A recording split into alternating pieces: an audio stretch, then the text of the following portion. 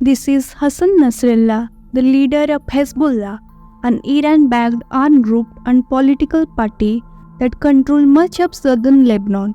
He was recently killed by Israel in an airstrike. Hassan Nasrallah was killed in an airstrike in Beirut. Hezbollah has confirmed the death of its leader, Hassan Nasrallah. Hezbollah's leader, Nasrallah, killed. They're bringing coffin after coffin out to the cemetery. Now Israel and Iran on the brink of all-out war. This is why Lebanon is the battleground at the center of it all. But why? Why did Israel kill him? And what master plan Israel followed to assassinate him? Who was this guy really? Why was he so popular among Shia Muslims? And most importantly, what does his death mean for the Middle East and rest of the world?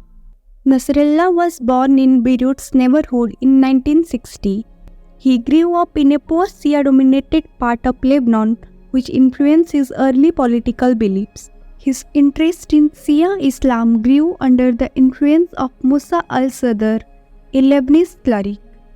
During Lebanon's civil war in 1975, Nasrallah, at just 15, joined Amal, a Shia political party founded by Mossad, and began his resistance. A year later, he left for Najaf in Iraq for study, where he met two key figures who are the most influence in his life: Abbas al-Musai, the co-founder of Hezbollah, and Ayatollah Khomeini, the leader of Iran's Islamic Revolution. When he returned from Iraq, he left Amal because he was convinced that the movement was no longer up to the task of resisting Israeli forces. So he joined the paramilitary Islamic Amal, which was co-founded by Musai and backed by Iran's Revolutionary Guards. This group eventually evolved into Hezbollah in the early 1980s.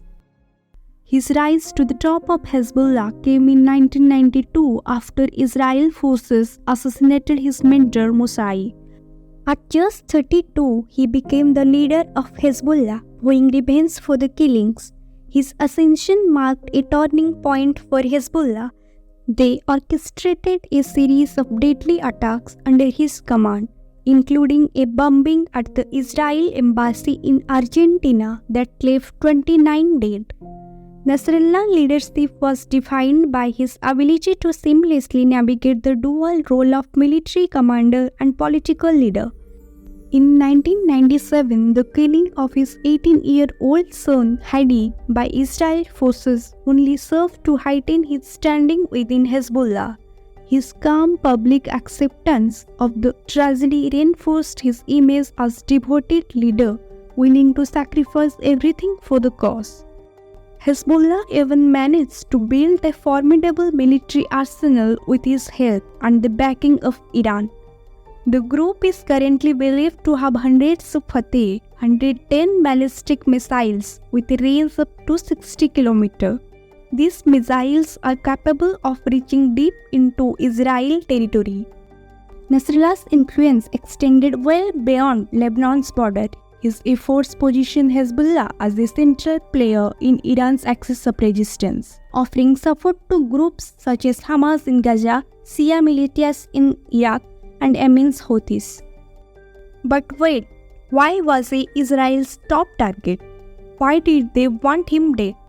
Under Nasrallah, Hezbollah was involved in various activities that are considered terrorist actions by several countries. Here is a list. On 18 July 1994, Hezbollah orchestrated the bombing of Amia building in Buenos Aires, which killed 85 people and injured over 300. Between 2000 to 2006, Hezbollah regularly launched rocket attacks and conducted cross-border raids against Israeli military and civilian targets from southern Lebanon. They kidnapped 2 Israeli soldiers in a cross-border raid in July 2006, which sparked the 2006 Lebanon War. This war resulted in over 1,200 Lebanese and 160 Israeli deaths. On July 18, 2012, a suicide bomber attacked a bus carrying Israeli tourists at Burgas Airport in Bulgaria, killing 5 Israelis. On February 13, 2012, Hezbollah was accused of involvement in bomb attacks targeting Israeli diplomats in New Delhi. A bomb placed on an Israeli diplomat's car injured 4 people.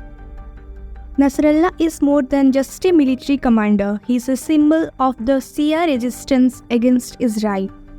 Eliminating him would weaken Hezbollah morale and potentially also weaken Iran's influence on Israel's northern border. But if he taken so many lives, why is he worshipped by Shia community all over the world, even in countries like India who are far away from this conflict? Everything starts with power struggle. Lebanon has always been divided along religious lines. 3 main groups reside here: the Shia Muslims, the Sunni Muslim, and Christians. Lebanon's political system assigns them all key positions.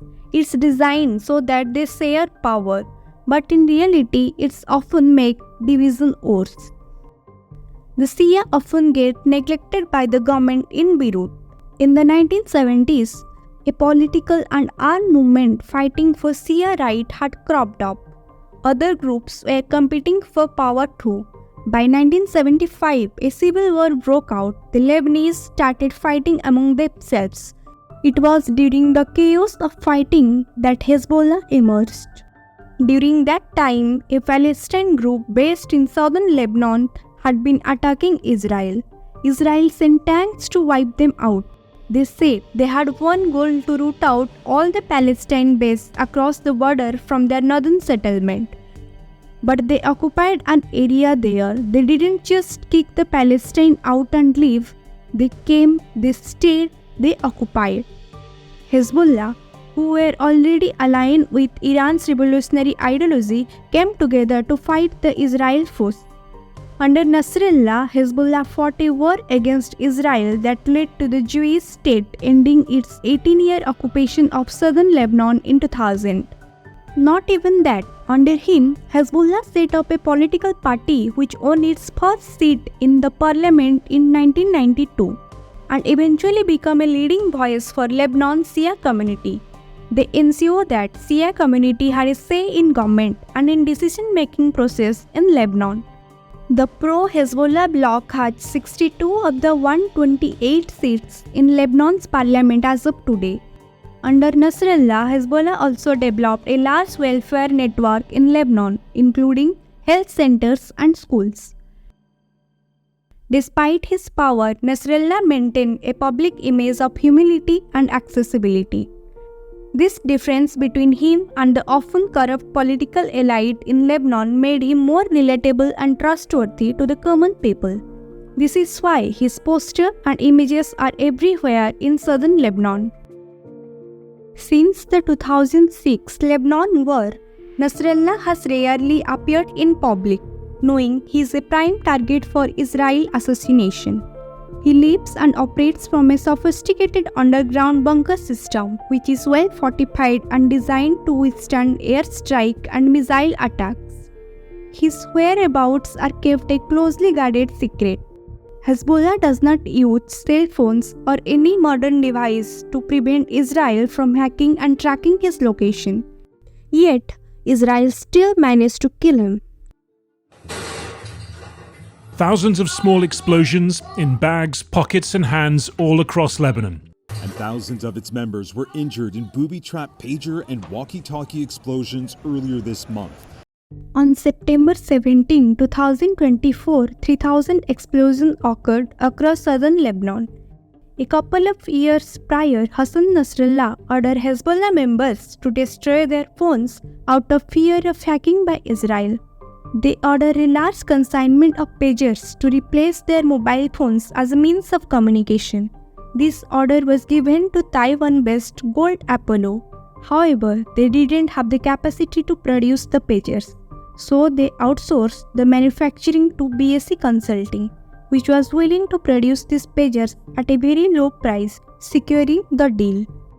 In truth, BSC Consulting was a sale company established by Israel as an international pager producer. The pagers they manufactured and sold to Hezbollah contain explosive batteries. On September 17, 2024, Mossad sent a code that activated the explosive materials. This led to 3,000 explosions across southern Lebanon, injuring more than 3,000 people, most of whom were Hezbollah members. One day after these events, a second wave hit southern Lebanon when walkie-talkies and radio exploded, injuring over 450 people. In the span of 2 days, all means of communication were wiped out for Hezbollah, and most of their top-level leaders were dead. Hezbollah had to take action to fight back against Israel. To discuss their next steps, Nasrallah called an in-person meeting. Israel's intelligence penetration of Hezbollah was so deep that he knew where Nasrallah and other surviving members of Hezbollah leadership would be meeting. On September 27, Israel's Prime Minister ordered the airstrike. Nearly 80 tons of explosives, including approximately 85 specialized bunker-buster bombs designed to penetrate deep into fortified structures, were dropped. According to estimate, more than 300 people were killed, including 20 Hezbollah commanders. The list also included Hassan Nasrallah. Israel Defense Forces posted on social media, Hassan Nasrallah will no longer be able to terrorize the world. The Israeli military says that it has assassinated all of these senior Hezbollah commanders. Hezbollah was the dominant force in Lebanese politics and prevented the Lebanese state from being strong enough to properly govern the country. Due to support from Iran, Hezbollah possessed more military power than the Lebanese army itself. With the group now clearly weak, Christian and Sunni factions that have long opposed Hezbollah's dominance may see this an opportunity to push for more radical changes, including greater alignment with the West. There are already calls for Lebanon to elect a new president who is not meaningfully aligned with Hezbollah. Recently, Lebanese Prime Minister stated that he was prepared to deploy the army to southern Lebanon to implement a UN resolution that would end Hezbollah's armed presence in that area. Israel could also provide materials and financial support to factions looking to isolate Hezbollah. Additionally, a ground invasion to reoccupy southern Lebanon is also a possibility. But Israel won't be able to occupy southern Lebanon for long term. Hezbollah will eventually return in some form.